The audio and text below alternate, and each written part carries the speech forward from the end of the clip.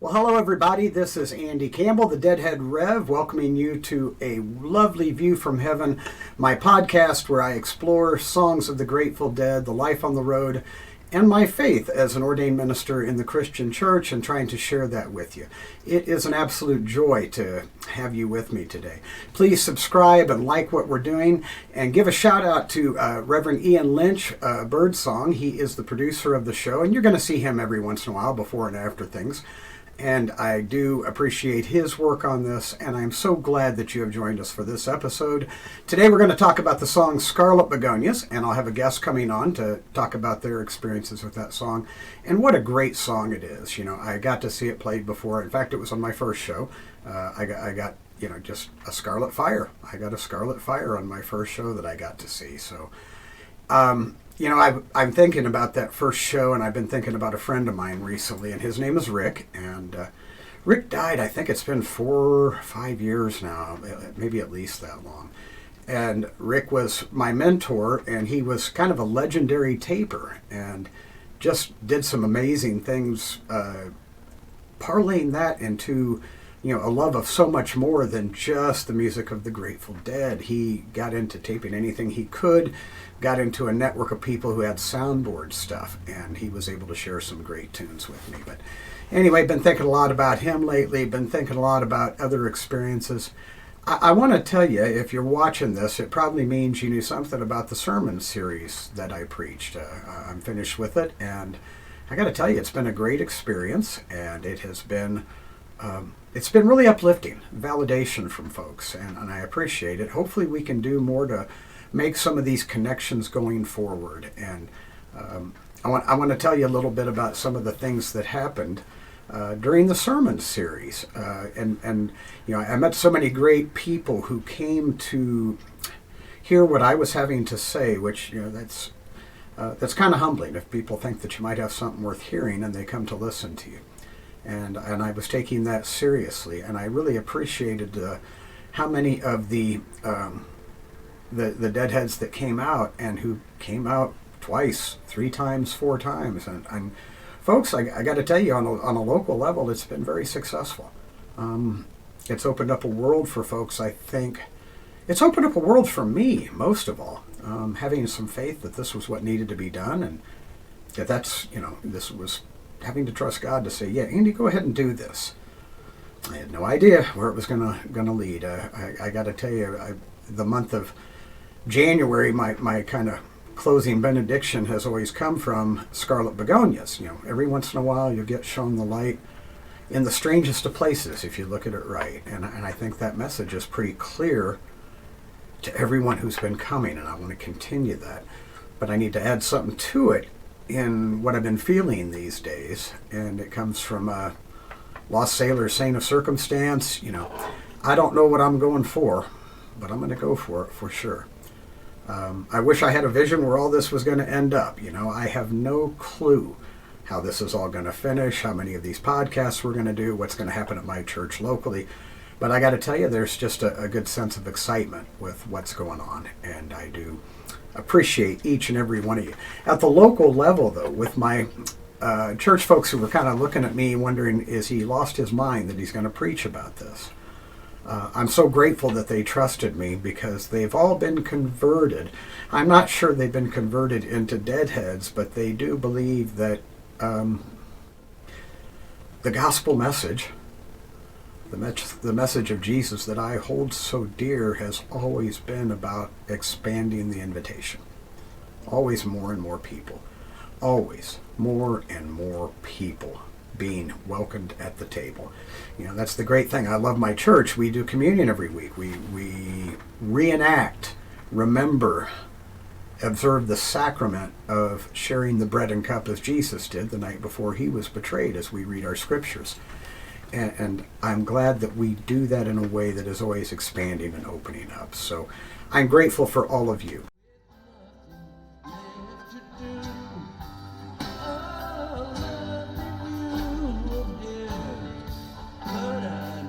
Ian, how you been? Good. How are you, Andy?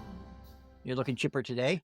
Things things are going good. It's a beautiful day here in Tulsa, Oklahoma. I won't ask how the weather is because you already told me. we're obviously in different climates, different things going on. But Beautiful. I'm still here to, Nothing like a spring day in Maine with a foot of snow in the ground. It wouldn't be spring without it. So well, speaking of spring, there's always those spring flowers that come up. And, today we're going to talk about that song, Scarlet mm, Begonias. How was that for a segue into yeah, that was good. I like transition with that. that? Yeah, the Scarlet Begonias. Strangers meeting strangers just to shake their hand. And you meet a stranger in You your know, life, don't you? yeah, this is one of those things that's really been exciting is that our guest today who wanted to talk about this particular song, somebody I've never met in person, kind of like you. And the conversation that we have is, is great, getting to know him a little bit.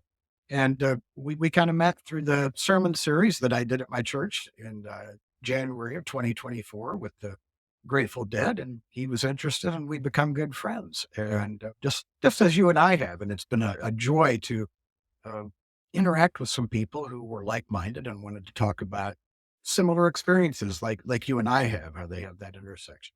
So yeah. I'm looking forward to it. I'm looking forward to letting everybody hear the conversation. Yeah. We've got a plaque in our house that goes over a doorway that the words say, enter as a stranger, leave as a friend. And I kind of like to think that this podcast might be a vehicle for some of that. People we don't know, we get to know each other just by encountering the beauty of this music and our shared experience. And boy, shared experiences can go a long way to make us friends, right?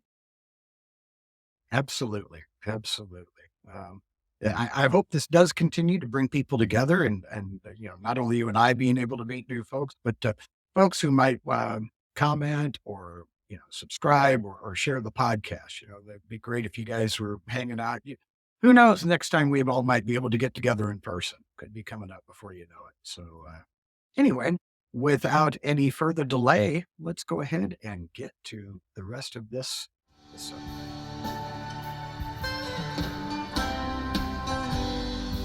I'm going to talk a little bit about the song Scarlet Begonias. Let's face it, if you have been to a show, it is just such a great tune. I mean, it's one that gets you dancing. If you didn't know the lyrics, if you were just listening to the tune, it just rocks. And it is such a fun song. And for the uninitiated, it usually is fire, followed by Fire in the Mountain. And so you get what is called a Scarlet Fire. Local group, the Dead Gummits, played that for us this past week at Yale Avenue Christian Church. They did a Scarlet Fire in my sanctuary. Woohoo! But I did some research because I actually used it as the subject of my sermon, and so you may have heard some of this. I had found out about Grosvenor Square at the beginning, where he's walking around. I have to think that was a familiar place to Americans of that younger generation who had been familiar with Second World War, because evidently that was kind of the American section of London. The U.S. Embassy is located there, and a lot of the American GIs, that's where they live close to the American Embassy, a lot of the officers, everybody else. So I think maybe that was an area that may have been Americanized a little bit. Kind of fascinating bit of history. I think, what is it, Hyde Park is the place that they would have the speeches and people get on stumps. That would be more my speed. But Grosvenor Square would be a place where it might be unusual to see a girl with scarlet begonias in her hair and rings on her fingers and bells on her shoes. That idea of this vision, that kind of thing that he sees. It's wonderful. Hunter's writing about this. And I got a little story that I learned later on. So he sees this vision of this girl. He accepts the invitation. He wonders if it's real. It just seems almost too good to be true. And he follows her, and we talk about playing cards. It seems we're playing poker. And she was too cool to open, too tired to bluff. It was just this idea that she was giving in. And when that happened, and when he won, and when he picked up his matches, he realized, hold it. This may have been something I've been through before, something that seemed a little too simple, a little too easy to really try to get away with. And we get to the better part of that song where he has all these recollections, and it's almost like this moment of epiphany comes to him. It's just such great lyrics, And there is this thing that we do in the Christian faith and a lot of faith, and it's anything we talk about, any sense of moralities, we talk about temptation. We talk about those things that we have to make decisions about, that some things on the surface seem like maybe, I don't know, maybe it seems like it's just going to be a great benefit, but maybe we've done things in the past. I got to tell you, I'm not a drinking person. I have nothing against drinking. I just don't do it for health reasons and because my wife doesn't drink either. But I remember hangovers.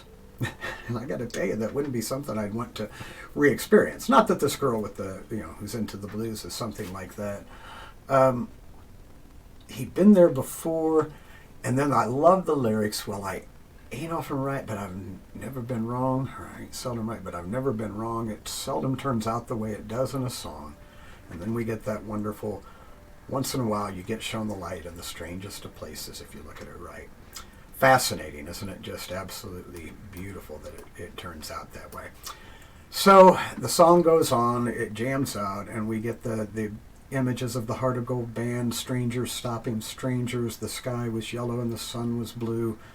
A new world, a whole lot of imagination that can take place out there. It's just kind of a beautiful, beautiful thing, And I think we've all had those temptations,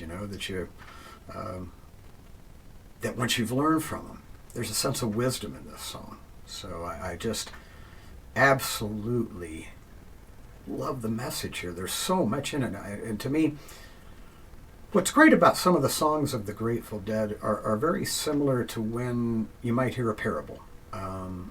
Parables of Jesus. Even if you're uninitiated in the Bible, you're familiar with terms like a good Samaritan or a prodigal son, and maybe you know about those. Or even as simple as a lost sheep. And the story of the lost sheep is just as simple as Jesus saying, what shepherd having 100 sheep wouldn't leave the 99 behind to find the one who was lost? You find yourself in different places when you hear that. Maybe in some ways you feel like you're the shepherd, that you're the one that has to, look out for others. I'm starting to sound like Jules in Pulp Fiction, I know, but the thing is that, there are those times when you have a responsibility to go against the norm and look out for the one who's maybe being lost. And sometimes you might be that one lost sheep. And what's funny is you learn about sheep is they usually don't get lost for any fault of their own. Usually it's that they're doing what sheep do, grazing, and they just keep, like going down the ear of a corn when you're eating corn cob, going down back and forth. They just keep eating down the row, and all of a sudden they look up and they might be by themselves. And it just is as simple as that, is how a sheep would get lost. Well, I can tell you that the sheep care for their shepherds deeply, very much so. And it's just such an idea of, you might be one of those 99 that doesn't understand why that shepherd's paying attention to somebody else. So I guess when you hear a parable from Jesus, when you hear a biblical story, you're always trying to find your place in it. And I've always done that when I've heard the songs of the Grateful Dead, and I wonder, would I be able to let her pass by? Do we learn? Do we let him pass by? And some things we have to understand that she's fine. She's not, this girl is not in and of herself bad, but it's how we react. It's how we respond that we maybe find something we don't like in ourselves. And maybe that's the reason that we kind of turn things upside down with the sun and the sky changing colors. And so it's just a beauty in that. I want to get back to a story about shepherds, though, because I guess only thing worse than a Grateful Dead, pastor is a pastor who's been to Israel, because they tend to do nothing but tell stories about Israel. But it was a life-changing event, and no question about it. And we were on the road from Jerusalem to Jericho. Very familiar. That's the story of the Good Samaritan. And I would tell you that wouldn't be a road you'd want to go on by yourself. It wasn't very pleasant. But as we were traveling along, and I mean we're talking rocky desert land, on a good highway, very well maintained, paved, not a dirt road, a good road going between these two cities, you would see not far from the highway were the tents of the Bedouins. the shepherds who still exist in Israel today. And it was fascinating, and you're thinking to yourself, the survival of it. The nation of Israel has had a history of trying to take care of some people on their own, and they tried to with the Bedouins, and they offered to get them housing and different things like that, and they built homes, and they tried to get them off of the tents. They thought that wasn't a way to live. And what they found out is when they went and visited some of the homes and the dwellings that they had manufactured for the Bedouins, when they went inside, the Bedouins had pitched their tents inside of the apartments, because that's the way they knew how to live, was inside the tent. They didn't see a point in having another dwelling but that. Now, lest you think they were living very primitively on that trip, it didn't take very long as you got closer the first time you saw those tents to see the satellite dishes coming out of those tents as well. So they did, who knows what all they were getting, but they were able to communicate with the outside world. And I love the shepherds. And the reason I love the shepherds is because of the Christmas story, that those shepherds were the first ones invited. They were the unlikely ones. They weren't they weren't the best people. They were the kind of the outcast, the downtrodden, bottom of the barrel people. Maybe that's why the government over there tried to put these people in houses, because they thought they were living miserably when they really weren't. They were just living the way they knew how. And I think that's a good lesson for life. And I think the story in Scarlett, Begonias is too.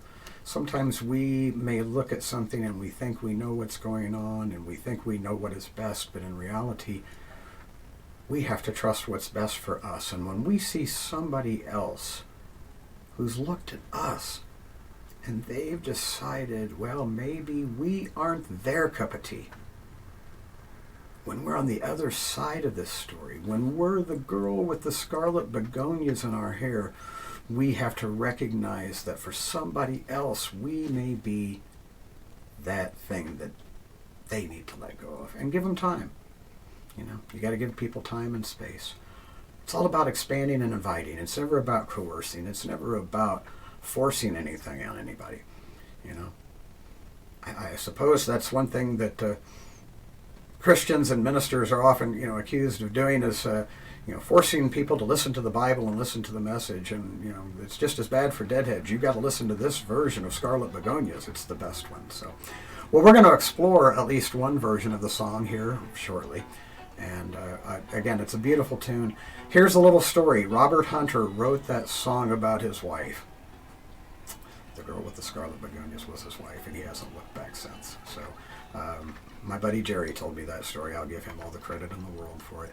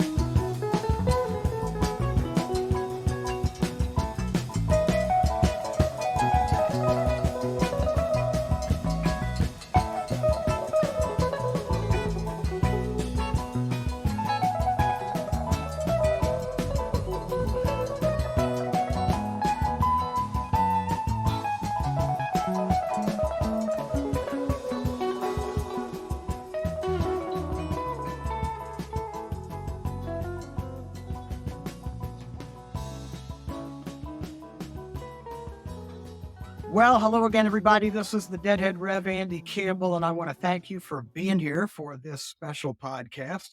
And I have brought aboard a guest with me, Mike Taigman. And I got to tell you, Mike is one of the first ones who responded to me and says, "Hey, I've never met you.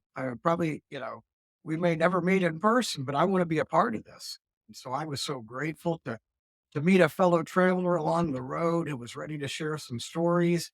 And so this is honestly the first time that Mike and I have ever really had a chance to speak. And so it's kind of exciting. One of the great things about having done the sermon series that led to this podcast is I've gotten to know so many new people.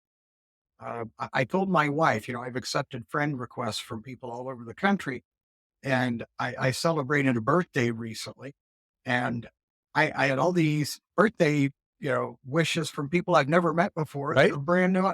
Okay, now where are you? Now where do you live? And I'd have to, oh yeah, yeah, I remember, brief interactions. So this has been a great part of it, and I am so grateful for God to bringing people like Mike into my life because that's what it's all about. It's meeting other people. So, Mike, I just want to first of all say thank you. And I want to ask you, are you ready to have to maybe donate organs or blood or anything else in order to get enough money to go see Dead and Company at the Sphere? Just was kind of announced today. What are your plans? Any tomfoolery or shenanigans in order to raise Well, money? I definitely spent the morning signing up for the, presale, options, and mm, a buddy just sent me the price list, and the tickets are not, out of this world. It's not like trying to go to Playing in the Sand. Right. So I have a little mini camper van, and, I can sleep in any parking lot anywhere and not get caught, and, I think I can hit a few shows. I'm at least gonna do a 3-day weekend for sure, and maybe a couple of others. That sounds like the voice of experience with the van. It's happened once or twice before. Well, sir. Well, tell me how you became a fan of the Grateful Dead. So, when I was, 14, my cousin gave me an album, for my 14th birthday, and it was, Wake of the Flood, and I had never heard of the Grateful Dead, and, I just got an album, put it on, and I just listened to it and was just mesmerized, and, I wore the grooves through in that, and then, I'm an old paramedic, and a buddy of mine was one of the road physicians for the Grateful Dead. Oh, So wow. in 1978, he said, "Hey, I've got comp tickets, to come to a show. You ought to come to a show." So I went to, Red Rocks in 1978 for my first show. Oh, wow. My buddy had, Bob Weir. This is Brownie says hi. Hi, Brownie. Bob Weir, was staying at his house, and, as I was walking through the parking lot, I was, walking on Shakedown Street. I didn't know it was called Shakedown Street at that point, but I was walking down the aisle, and there was a young woman in a peasant dress, really long hair, standing on an upturned milk crate, and, she was saying, "Veggie burritos, $2." And she said, "If you don't have if you don't have $2, then veggie burritos are $1." And she said, "And if you don't have $1 and you're hungry, come on up, we'll feed you anyhow." And Nice. I immediately thought, these are the people I wanna spend my life with. Huh. This is the kinda circle of people and, kindness and, compassion and kinda love and feeding each other. It's like, this is where I wanna spend my time. So that's really what got me hooked even before I made it in to see the show. Wow. It is an interesting experience when I took a friend of mine, she's now my sister in law, and she got sick to her stomach when we went up to Alpine Valley. She was so overwhelmed. You try to tell somebody this is what you're going to see, Right. and here's the sheer amount of it you're going to see. That's the thing. It's not what you see; it's the volume when you go to the show. It's kind of like going to Las Vegas. Inten It's overwhelming the first time, and she just kind of got a little panicked, and so many of the people came up and don't take care of her. Shocking, isn't it? Um, I got a great story about my son getting a ticket. It's just such a great vibe of people. Um, it's fantastic. So that was your first show was in '78 at Red Rocks. Yep. I think I've got a shirt for that somewhere. Oh, nice. I didn't go, but I have a shirt from it, that I think they manufactured for that. Sweet. Yeah, kind of particular thing. I'll break it out for one of these episodes. Maybe I'll give you a shout out on it. Oh, I love that. I'm trying to wear things while we do this. Fantastic. Do you remember any of the settlers? Boy, I've actually got a link saved on my computer that has got the whole recording that I've listened to once in a while, but I haven't listened to it for a while. So I'm not somebody who remembers set lists very well. I've I have to admit, I'm a big baseball fan because baseball fans and set lists lend to somebody who likes statistics. totally, Yeah, totally, and I have a well, what's kind of funny is that it says something about Grateful Dead fans that I have discovered to be so true. And I read it years ago is that Grateful Dead was a lot like going to a baseball game, that there were the statisticians. totally. There were those just to look at the people in the crowd. There were those who, hung their hat on every pitch, just like every note and wanted to, oh, that's never happened before in a game or those kind of things. And we got to admit that I've seen a few shows and there were some great, well played baseball games I went to. And there were a couple of those games that, quite a few errors, make a few mistakes, but we had those nights where maybe the lyrics were forgotten and we're like, come on, guys. I've always been one who just kind of in a almost a meditative way, just really kind of open myself up to have the music just like infuse all of my strands of DNA and be really present in it, and I've got a brother-in-law who can tell you, the Mississippi half step at the 1982, whatever show. I mean, he knows all those things and he can listen to a song and he'll pretty frequently kind of guess which concert and where it was and those kinds of things. And my brain does not hold those kinds of details. Yeah. And I know people who can tell which era just by the first, few notes and, Yep. those kind of things. But it's kind of interesting. And I think that's what perpetuates things is that they never wanted to do it the same way twice. And Jerry always wanted to be better. I think John Mayer now even would be. I did not get to do Den Company until this past summer at Deer Creek. But from my understanding, he's worked really hard to be better at doing this. It certainly shows up in his playing. Yeah. And I appreciate that because it means he's taking it seriously because this is what's fascinating. How long do we get to do this? Because the reins are going to be handed to him.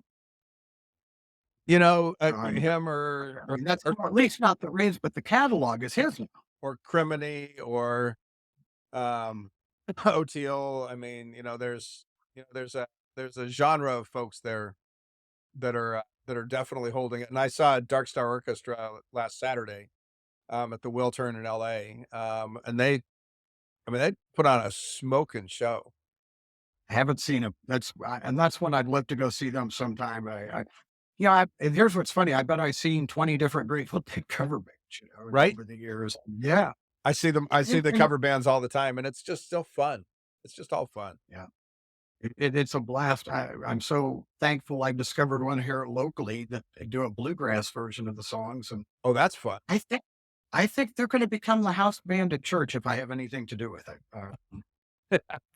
Well, I'm not going to step on the toes of my musicians, but I see the possibility of expanding what went on. There's an interest in it, and they want a place to play. So that's the biggest reason I want it is I want to give them the venue Absolutely. to share the music. It would be I the got to be the church make it happen. be the church version of Barton Springs Elementary School and all. I just want to be what our church needs. Right? And that's all it is. I'm looking for what that's going to be. So you chose the song Scarlett Begonias. Yeah. It is a favorite one. It has been as long as I can remember. and I mean, it's kind of a like a haunting love song, and I know that Hunter really wrote it for his wife. He had his wife in mind when he put the song together, and um, it's when my soon-to-be ex-wife was pregnant with our son. I would sing Scarlet Begonias to her belly, and it was his lullaby when he was a baby. He's now 12. And when we went to Dark Star last Saturday, he did all the Dead and Company shows with me last summer. Um, and we ended up sitting next to a couple in their 70s, and they were fascinated that a 12-year-old was sitting next to him who's got, hair down to his waist and a steely cap on. And I said, "So what's your favorite song?" And he said, "Scarlet Begonia." It just kind of It's nice when you feel like you've done something well in raising a right? isn't it? Yeah. I have to, mine are both grown adults. They're not deadheads by any way, but they love music. And That's it. uh, yeah, I got one that has traveled to see the Jonas Brothers Oh, really? times. Fan. He and his wife love going. My other son's getting ready to marry a Swiftie, so That's all right. I think we're there having our two. Oh, she's remarkable. and Oh yeah, she's just incredible. the overlap between the Oh, Swifties and the Deadheads, there's a lot more than meets the eye there. I think that's a Venn diagram. It's not a circle, but it's certainly got a big overlap. well, I got to tell you, the youngest one is as much of a smart aleck as I am, and he said, "What do you suppose Bob Weir brings John to the Super Bowl?" Right, right. It'd be awful good. Yeah. Now, looking at the lyrics of the song, is that something you've ever, that you've ever looked at? Because that's I have another portion of this podcast where that's kind of what I did and went through things. So the parts might resonate with you when you hear it, or Oh, there's all kinds of parts that resonate with me. I mean, the strangers stopping strangers just to shake their hand is, that's my experience of every Dead show I've been to. I've gone to a lot of Dead shows by myself, but I've never been alone. Mhm. And I have, I saw people at on tour this summer that I've been seeing shows with for 30 years on and off. So how many shows have you gotten to see in your life?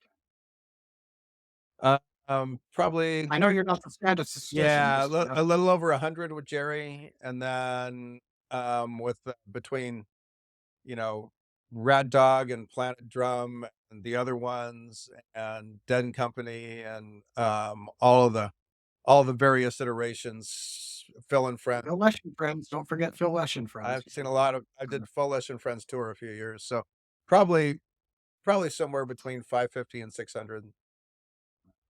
And that's the amazing thing is it isn't just have to be you. It wasn't when Jerry was gone that it had to end, and that just to me is the most remarkable thing. I mean, let's face it. For all practical logic, this shouldn't have happened. They gave away the music, Right? gave away the live recordings, and the seminal father figure of the band died in 1995. And some people say, that the Pigpen loss was the real big loss. That was a big transition Have for the band, right? have you ever seen the movie The Music Never I Stops? have, Oh, I love the part where he's at the show and he's going, "Where's Pigpen? Where's Pigpen?" right? Right? Yeah, yeah, yeah. Well, and I will have to tell you, as a pastor, um, the story of the Grateful Dead and how it resonates with me is very much the way the church is, but not recognizing it, and as it should be and could be. And neither the Deadhead scene of the church are filled with all saints by any stretch of the No imagination. doubt. But I'm talking about the openness that continued, sense of welcome. Um, I got to tell you what I got to go to one of the shows this past summer. I got to go to Deer Creek. I'm from Indianapolis, and all the young people. Right? I was old. I didn't think I'd be that old. I was kind of old with a lot of these folks. I think I'm older than you are, and I like being at shows where I'm not the oldest, but I'm a long ways from being the youngest. Yeah. Yeah, I just turned 60 the other day, so I am signing up for Medicare this year, so I'm a couple years ahead of okay, just a little bit, just a little bit. I figured it was kind of fun. I told people in my younger days, and when I was making some of those, hey, everybody, watch this decisions, kind of thing. It's rough when you grew up as the guy that everybody thought was John Belushi like, and you had to drink more beer and smoke more than anybody else to be the life of the party. I always told people back then anything past 50 is a bonus right? because I didn't care. And I really didn't care about myself. And I've changed. I mean, I try to take better care of myself and everything else, but I still believe everything that I've had since 50 is an absolute bonus. Without a doubt. I still have a button Yeah. around here that says, "Don't trust anybody over 30." I think that was an Abby Hoffman button, if I remember right. Well, what you have to discover, and I believe this to be a universal truth, is old is 20 years older than you are right now. Oh, I like that. If Oh, you're I'm five, somebody 25 is ancient. right? 25-year-old is an old, that's a grown up big person. That's mom or dad. Without a doubt. Without Yeah, a and doubt. and I got some 80-year-old folks in the congregation and some 100-year-old folks who they call old people. I I Runs I away, I love that. That is a part of this podcast that will stick with me. I Well, I will remember appreciate that. it. I will Hopefully share we'll that. we'll do some other things with you. Um, you gave me a couple particular versions of songs, and we're gonna find a version that we're gonna be able to play. I don't want to upset anybody at dead.net or the people who are in charge of their music. I don't want to steal any rights, but there seems to be a lot out there that is available. And so I think I have found the version that you gave to me that came from the official site. I found it another recording. Okay. So thank you for those tapers. I love the Um, tapers. my best friend that I went to the shows with, Rick, he actually parlayed it. He moved out to San Francisco, and local venues would have him set up for national artists that would come in. So he got to meet San Carlos Santana and Boz Scaggs and all of those Oh, people. what fun. He passed away a few years ago. Every male in his family was cursed with a heart that was just going to explode. His dad, his brother, and Rick, all three of them. And went to the doctor, did everything you're supposed to do, ate right, exercised, everything else, and it didn't matter. He got hit by, yeah, his heart exploded. I'm sorry. Just ain't right. Yeah. It just ain't right. I miss the guy because I thought about him an awful lot lately because if I do have faith in somebody having a vision of what's going on for the folk behind, he's got to be cracking up at me doing this. He's got to be just laughing, and I know a lot of people are people who've known, that I got on the bus in middle school, became a minister, I don't, that's the part that shocks the people that know me that I became a minister. Uh-huh. And now people know me as a minister or but I've always been both of these things, even when I wasn't in church. They're not mutually exclusive. And watching your Facebook page and the dialogue has been nothing but joy-filling for me. It's been um, interesting and fulfilling. I did tell some people though, I'm happy to do the podcast like this. I'm happy to do the sermons, but I have no desire to be that minister. I don't want to be on a billboard. Right. Yeah, that's not what I'm about. All I want to do, I'd like to leave behind a nice church when I retire that will sustain itself in the spirit of things. That's all I want, and that it'll grow a little bit. And after I leave, we become more accepting and welcoming. Our church just formally adopted a welcoming statement that officially identifies, gender identity, LGBTQ, that finally we've put the welcome mat outside the door. Nice. We've always been that way, but we've never said it out loud. I mean, and it's just been kind of painful because you've known stereotypes that you've had to overcome for wearing Steelies. Yeah, people have this tendency, our brains have this tendency to get just a wee bit of information and then fill in a story behind it. And Mhm. I believe that's where pretty much all bias comes from. I think that's the root of racism and sexism and homophobia and transphobia and all those things that plague our world Right. are really rooted in that that biological tendency to make meaning of things given just a little bit of information. And if I've learned anything over the years, and a lot through the dead community, it's to not believe Oh, the story that my brain makes up, and not interact with people as if my story is true, but to remain open and curious. That that open and curiosity combined with empathy and compassion feels like the spirit of the Grateful Dead community to me, and I I mhm. I try to live that day by day and pretty much all the work I do. Well, to me, it was the story of Christ. Yeah. Right? I make the connection completely. Great line in the movie Inherit the Wind when the attorney asks the preacher, he says, "Do you ever think about the things you think about?" Oh, I love that's It was in response to somebody who says, "I don't think about such things." He goes, "Do you ever think the about the things things you you think think about?" about. That's a great line. Yeah. Would have been surprised if Hunter had written it. Last story I'll tell you, I think I probably have repeated it, is John Perry Barlow wrote back to me to help me with an assignment in seminary when I analyzed Brother Esau. I was so grateful. It was kind of fun that I got an A. Wow. Wow. And I was glad I had some professors and things that were open to my using some dead songs and kind of, they all looked at me funny though, just like the congregation did before I did the sermon series. Right? I'll bet. I'll bet. Well, and what I had one of my gentlemen, I'll tell you, that bluegrass cover band for the Dead Gummits who played this last Sunday came in, and I had my friend Dennis. And Dennis can be a little grumpy at times. As you get older, you get a little grumpy. Dennis would be if you've seen National Lampoon's Christmas Vacation, he's the grandfather that points out that the little lights are twinkling. You know, That's okay. and he came up to me and he said, "Andy, there's a banjo and a fiddle in the sanctuary. Good work." Good work. Nicely Good done. work. I did it meant an awful lot. Mike, I want to thank you for your time today, and I hope I hope I get to talk to you some more. There could be an occasion that I see you in Las Vegas this summer. I'll say more about that.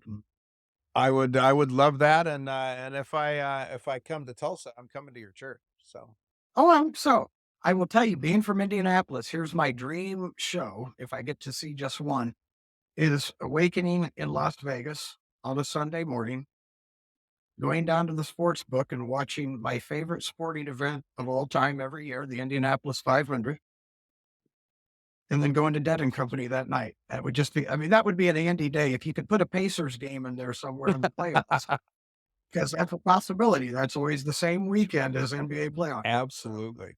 Absolutely. That sounds You got to blend those things you love. I love the Dead community with all of the Steelies, with the 49ers and the Chiefs and all the other teams. Everybody embraces it, just like I have one that has a cross. right? So, yeah, what a great universal symbol that we all kind of know each other. A beautiful thing.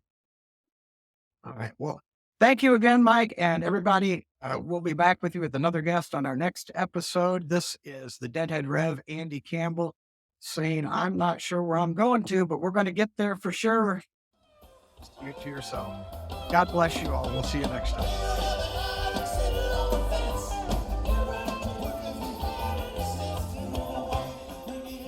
Well, Ian, I got something I got to share with you after that episode that is just kind of an amazing story. Mike and I are going to get to hang out at the Sphere coming up Ooh, this summer to see the company. It was just kind of an amazing coincidence when the tickets went on sale. I got the tickets for the weekend I'm going, and I know there were lots of people that did, and he had made the plan to go see at least 3 shows. And later on, "When did you get your shows?" Found out we're going to be there. So I'm gonna probably see him in person before I ever get to see you, Yeah. unless you get a miracle and come out there the same That's what I was weekend. gonna But say. That's, I, it's a spherical. I need a spherical. yes, sir. Yeah, so I'm. It's going to be great. Somebody that I met through the online community, just being deadheads. Him having some similar interests, volunteering to come onto this podcast, and then after the recording, finding out that, hey, we're going to be able to cut a rug together at the fair, and have a good time. Yeah. It was kind of exciting to do that, and I thought he had some great things to say about the song and his uh, different things that he brought up. I look forward to spending some more time with him. Yeah. There's something about deadheads, right? I mean, I guess some people are just there for the experience, don't think about the lyrics, or maybe they don't even deconstruct or think about the experience, right? But man, it really is something. He talked about the experience of being on Shakedown Street and the $2 veggie burrito, which was a dollar if you didn't have $2, and free if you didn't have a dollar, right? And I Right, and right. and that's the experience. But you pull on that a little bit and you say, how would you know that this person's going to feed you if you're hungry when they're offering a $2 burrito? You're going to assume, I don't have $2, I'm going to go hungry, right?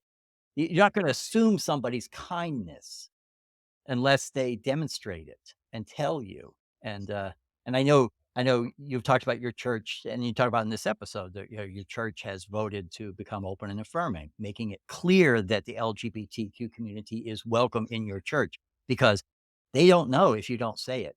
The first church I served, um, told me that they were open and affirming. And I said, well, where's your statement? And their statement was their mission statement that said everyone's welcome. And I said, that's not enough, because people are living experiences where they've been told they're not welcome. They're not going to assume that they're welcome at your church just because you say all. You got to be specific. So if you're offering a burrito for free, if you don't have the money, you got to say that, and there's a kindness in expressing that too, even if everyone gives you Mhm. $2. As a matter of fact, when you say it, there are probably people who give you $4 and pay it forward for somebody else to have a free burrito. Free burrito donations accepted will get you more. Yeah, yeah, won't it though? No shit. Almost always, yeah, It's it is one of those things, that kindness of strangers. And that's right. In the intro, you mentioned about strangers meeting strangers, and we've all run across um, the kind people. In a previous episode, we talked about my son getting a free ticket. yeah, You know, kind of thing, and all of those things. I think everybody has a story if they've spent enough time at church define as you that will. they've got some sort of that they have experienced that kindness, at a good church or at a Grateful Dead show where all of a sudden, I've been at shows where as people were leaving, were handing out just stickers that they had made. It wasn't anything promoting anything else. It said, I'm a deadhead like you. And they may have made a few hundred and they felt good about it. And it was their gift and they gave it to people. Kind of like, the recorded music. I saw something the other day that said anyone trying to sell bootleg recordings will be banned from this, group immediately, because that was never what they were about. It was about giving. Yeah, Um, I think the other thing that was interesting in this was talking about the idea of temptation, mhm, being able to put that past. yeah, And I think that's real important. Deadhead life sometimes presents some temptations. yeah, And sometimes temptations turn into addictions and bad behavior, and people go down those holes where um, those choices get made that they don't understand that they have succumbed to a temptation that maybe they should have said no to, or at least not have keep saying yes to. yeah, yeah. And it's really tragic, isn't it, that in our professional lives we encounter so many folks who add moral baggage to that. Um, Yeah. that resisting temptation is somehow the higher moral ground, whatever. It's like, I mean, yeah, in the prayer Jesus gave us, we say, lead us not in temptation, mostly because we know we don't do well there. But but Yeah. Right. Jesus went into temptation intentionally. I mean, and Jesus comes up out of the water of baptism, and the Holy Spirit drives him into the wilderness where he is tested. The temptation is really a testing, and Jesus's response to everyone who failed and gave in to temptation, who did something wrong, who was sinful, was to forgive and to enable them to be whole and received again. And why does the church find it so hard to do that instead of saying, "Oh, one strike, you're out"? you know? I think it's because oftentimes we shortchange any possibility, any chance at all that Jesus would have succumbed to any of those temptations. Because if there was absolutely zero chance that Mm, there was no decision, there wasn't any, that it was only a temptation if it was a temptation, mhm. which means that Jesus had to make a choice, which means that Jesus understands difficulty of making the choice.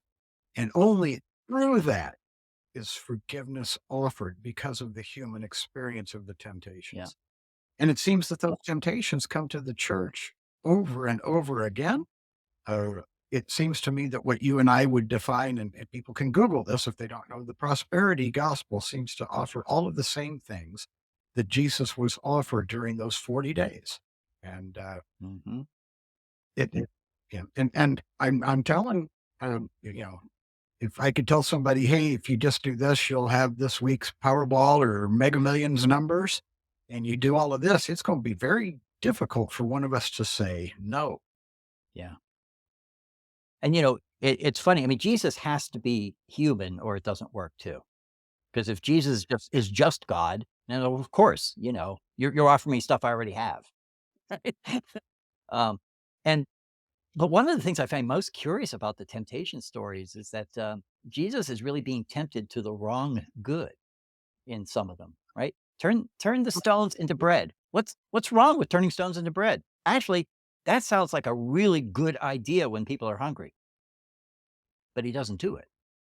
And he doesn't do it in his ministry either, He tells us to feed one another, right? He multiplies the Right. bread and the fish, but it comes from the people bringing it. The real miracle is in sharing and giving away $2 burritos for free, right? That's why he says no in the temptation, because we need to learn how to do that. And if God just does it all for us, well, then what's the point? Yeah. Now I want a veggie burrito. Yeah, that sounds good. I always think, It doesn't sound good. when the dead are in town, that's my opportunity to get a falafel because I don't have opportunity to get those very often, and I, look forward to that. Come visit me in Tulsa. I got some good places here for you. Yeah. Oh, there's a I Lebanese do restaurant have some here, so I can get a falafel every now and again here in Waterville, so that's good. definitely worth the experience. Yeah. Well, I think this has been a great episode. I enjoyed meeting Mike and seeing him again. And Ian, it's always great talking with you and getting to see how you're doing. And hopefully that we'll get to do some more of this in the near future. Yeah, we should do another podcast soon. Hmm, maybe real soon.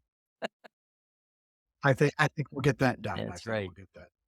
Well, anyway, this is a lovely view of heaven. This is my friend, Reverend Ian Lynch, our producer. I'm Reverend Andy Campbell, the Deadhead Rev. If you like what we're doing, share, subscribe, comment. If you don't like what we're doing, keep it to Yeah. yourself. You know?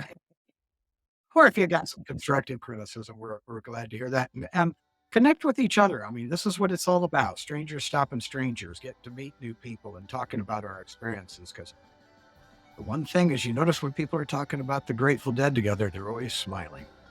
They're always smiling. So anyway, as always, every once in a while, you'll get shown the light in the strangest of places if you look at it right. This is Reverend Andy Campbell, the Deadhead Rev, signing off, and we'll see you next time.